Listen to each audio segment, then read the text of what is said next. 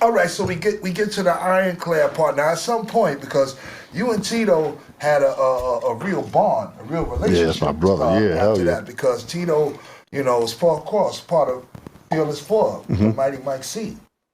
And at some point, when the first generation of hip hop kind of started to fade into the background, if you didn't have no hit records, all right, if you ain't had no kind of something that pushing you forward to the next generation, you kind of faded into obscurity, somewhat. Shit. And so for him to come out and recreate himself and come out, grab you, which you was like the next incarnation of Big Pun during that era, my nigga. Yeah, that's why he kind of called me. He was like, I need you on that rapid fire. I'm trying to tell you. So check this, right? This is going to be a good part of the story. So he had just did the joint, that's a track they did on the Giancana album, and it was originally Nas, AZ, G-Rap, and Tito.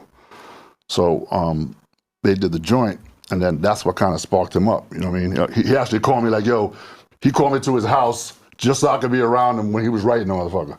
You know what I'm saying? I ain't give him no lines or nothing like that. But Nas wound up taking his verse off of the record because G had heard it somewhere else, so I guess G took it off.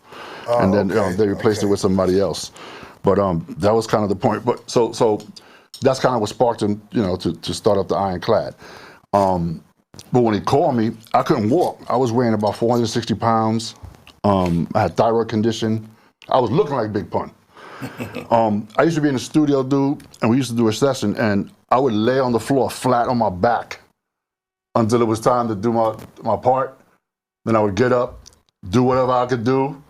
When I had to punch, you had saved. Right, and my back was killing me. And when we had to punch, I would lay the fuck back down on my back, and then he would let me know when it was time, and I would get up and do it again. Wow. So around that time, he called me and says, "We're doing a joint with Kool G-Rap." I threw up. I ran to the bathroom and threw up after I got off the phone and shit. Nigga, I threw up some Eminem shit. I was like, all right, so I wrote, yeah. So, we did that joint. He started putting together an album. We had a joint with Big Daddy Kane, which was crazy. When I met him, we went to the studio, and T is like he would just point me.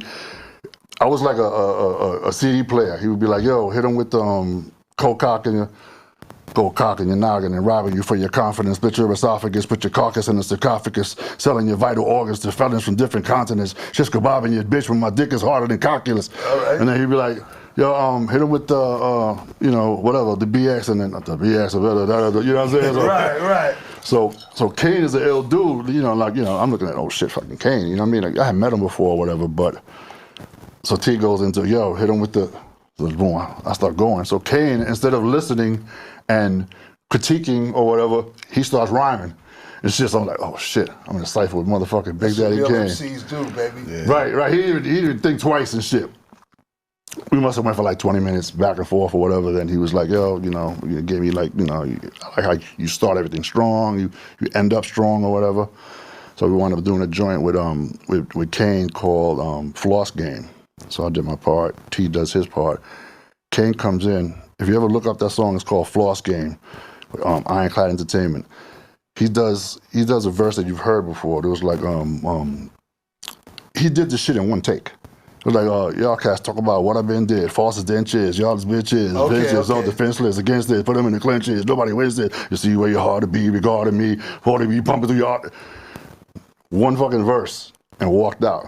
It took me like 30 fucking, okay, go ahead, okay, this motherfucker just did this shit, you know what I mean? So, T really blessed me to really be around, I would have never bumped into G-Rap otherwise. I would have never bumped into Big Daddy Kane otherwise, you know what I'm saying?